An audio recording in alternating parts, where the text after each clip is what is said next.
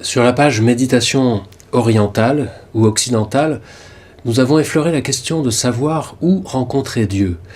Et nous avons vu que la réponse des disciples du Christ semble simple. Dieu est disponible en chacun de nous, à tout instant. Dieu fait de nous sa demeure. Cette phrase n'est ni une image, ni une façon poétique de parler.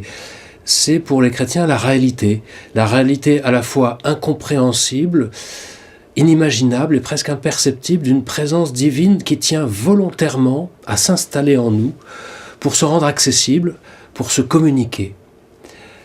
Lorsque je dis ça, je ressens à chaque fois une espèce de vertige tant les mots peinent à décrire cette réalité imperceptible, insaisissable, inépuisable.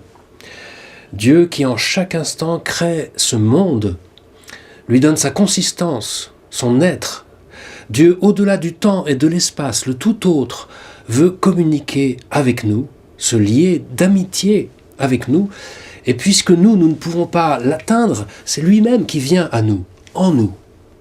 Et ce que je dis là, saint Paul dit que c'est une folie pour les incroyants, un scandale pour les autres religions. C'est vrai, si pourtant toute la force de la bonne nouvelle que nous annonce Jésus de Nazareth. Mais comment mieux percevoir ce que cela veut dire concrètement ?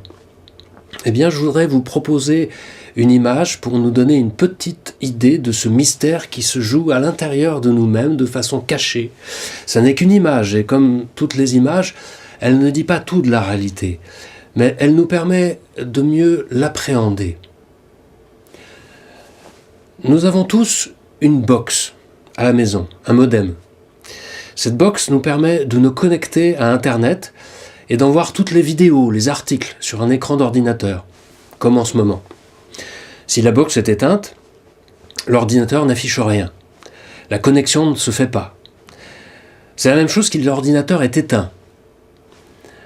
Par contre, s'il y a connexion, si vous demandez la connexion, vous recevez alors des quantités d'informations et c'est réellement inépuisable. Internet, personne ne peut le saisir, ni en faire le tour, ni même décrire à quoi ça ressemble. Et vous voyez où je veux en venir sans doute. Parce qu'avec Dieu, c'est un petit peu la même chose. Avec la box, Internet débarque chez moi dans mon ordinateur. Avec l'Esprit Saint, Dieu débarque, s'installe dans ma conscience. L'Esprit Saint est un peu comme la box qui établit la connexion entre Dieu et moi. Il établit cette connexion entre Dieu et moi et c'est une connexion gratuite, illimitée, à haut débit. Ma conscience, c'est un peu comme mon ordinateur avec Internet. C'est-à-dire qu'il faut que je l'allume, ma conscience. Il faut que je m'en serve. Il faut que j'ai le désir de m'en servir, d'en avoir besoin, que je désire cette connexion, que je la demande. Ma conscience, c'est une fenêtre ouverte sur un univers qui me dépasse, Dieu, quelqu'un, un être insaisissable, inépuisable, inimaginable. Et là, on parle bien de quelqu'un de beaucoup plus fiable qu'un système comme Internet. Dieu est là, chez moi, accessible, disponible, si je demande la connexion avec lui.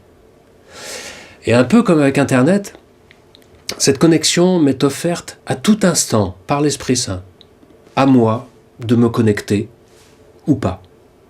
Mais jamais Dieu ne s'imposera à moi si je ne le souhaite pas. Dieu cherche à faire en nous sa demeure, il nous propose cela. Cela fait appel à ma foi en lui, en Dieu, et surtout ma foi en moi.